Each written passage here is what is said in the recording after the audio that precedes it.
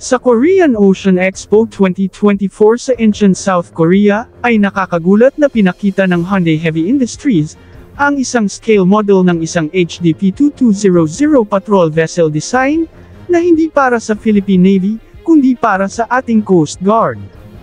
Kaya ano kaya ang ibig sabihin ng pag-display nila ng offer design nila sa Coast Guard ng ating bansa?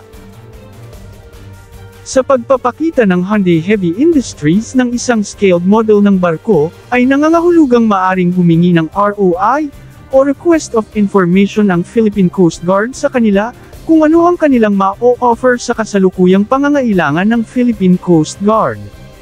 Kung nagkaganon, ito ay nangangahulugang gumugulong na ang 3 karagdagang patrol vessels para sa Philippine Coast Guard, na minsan ang binanggit ni Senator Mig Zubiri. Matatandaan, na ipinahayag noon ni Commodore J. Tariela, na sa magulong kalagayan ng West Philippine Sea, ay nasa 30 offshore patrol vessels na mga barko ang kailangan pa ng Philippine Coast Guard, upang epektibong mabantayan ang mga teritoryo ng bansa, di lamang ang magulong West Philippine Sea, kundi pati na ang Benham Rai sa Northern Luzon, Tawi-Tawi ng Mindanao, at ang eastern part ng bansa, na nakaharap sa Pacific Ocean. Sa kasalukuyan, 2 proyekto ng Coast Guard ang pinaalam na sa publiko. Ito ay ang 5 karagdagang improved version ng Magbanua class, na kailan lamang ay naplansya na ang kasunduan sa financing ng proyekto, kung saan mag-provide ng soft loan ang Japan sa Pilipinas, na nangangahulugang susunod na ang actual na kontrata ng Mitsubishi Shipbuilding ng Japan, at Philippine Coast Guard, sa ilalim ng Department of Transportation. At ang isang inaasahang proyekto, ay ang ipinahayag ni Senator Meg Zubiri noon, na may karagdagang mahigit 10 bilyong pesong inilaan ngayong taon para sa Philippine Coast Guard, upang makabili pa ng 3 barko.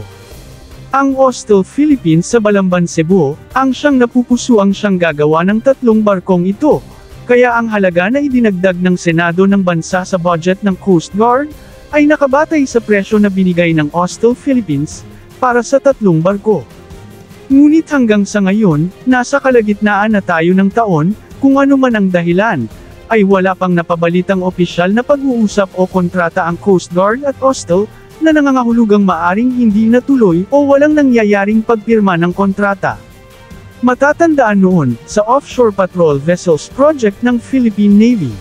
kung saan ang Austal Philippines ang siyang nanalo, ngunit tila nagkaroon ng mga problema ang Austal at ang Department of National Defense, dahil sa pagtaas ng presyo ng mga materyales para sa paggawa ng barko, sanhi ng matagal na pag-award at pagbigay ng notice to proceed sa Austal Philippines, dahil sa nangyayaring COVID pandemic, kaya itinaas ng Austal ang presyo ng 6 na offshore patrol vessels, bagay na di binigay ng DND.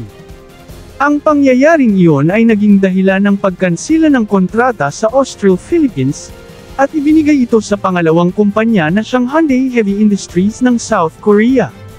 Napabalita na noong nakaraang buwan, na ang Hyundai Heavy Industries, ay nagtatag na ng kanilang shipbuilding facility sa Subic Shipyard, at kanilang ipinahayag na ang facility na ito, ay umpisa munang gagawa ng mga civilian vessels. Kung sakaling magkaroon ng kontrata sa paggawa ng mga Coast Guard vessel ang Pilipinas at ang Hyundai Heavy Industries, ay malaki ang chance, na ito ang magiging pinakaunang civilian vessel na gagawin ng Hyundai Heavy Industries sa kanilang pinakabagong shipyard dito sa Pilipinas.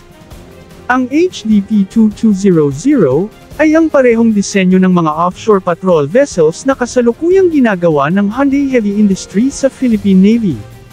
Kaya kung sakaling masungkit ng Hyundai ang kontrata sa Philippine Coast Guard, ay may benepisyo din ang bansa sa pag-offer ng Hyundai sa parehong disenyo ng ating offshore patrol vessels ng Philippine Navy, dahil kung sakaling magkaroon ng di magandang pangyayari sa Pilipinas at China sa West Philippine Sea, ang mga barkong ito ng Coast Guard, ay madali na lang ma-convert sa pagiging light frigate kung nanaisin ng ating Navy, sa pamamagitan ng pagdagdag ng mga armaments and sensors. Ang mga kasalukuyang 6 na HDP-2200 na ginagawa ngayon ng Hyundai sa South Korea, ay nakadesinyo na para sa mga future upgrade of armaments, tulad ng anti-ship missiles, air defense missiles at mga torpedo. At ayon sa pinakahuling balita, Ang Philippine Coast Guard ngayon ay nasa proseso na ng paglagay ng mga 20 to 30 mm main gun sa kanilang mga barko. Ito ay dahil sa nakikita umano nilang banta sa mga barko ng China, at sa kasalukuyang mga mararahas na nangyayari sa Ayungin Shoal, na inaasahang magiging normal ito sa bawat resupply mission nito. Ang 6 na HDP-2200 offshore patrol vessels ng Philippine Navy ay nakakahalaga ng 5 billion pesos bawat isa. Kaya kung sakaling makuha ng Hyundai Industries ang mahigit 10 bilyong piso na kontrata sa Philippine Coast Guard, ang tanong ngayon ay kung ilang barko ang kaya nilang gawin sa halagang ito.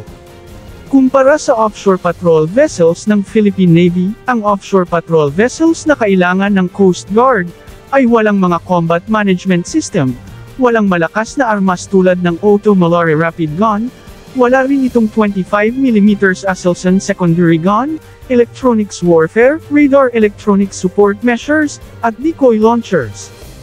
Kaya bilang isang Coast Guard vessels, ay malaki ang maibaba ng presyo ng mga ito, kaya maaaring ang mahigit 10 bilyong pisong budget ng Pilipinas, ay kayang ipagawa ng 3 HDP-2200. Ang Hyundai Heavy Industries ay kilala sa mabilis nitong paggawa at pag-deliver ng mga barko ng Pilipinas, gaya ng ipinakita nila kamakailan sa 2 HDC-3200 frigates ng Philippine Navy, na tumagal lamang ng wala pang 1 taon mula sa first steel cutting nito, hanggang sa kanyang launching.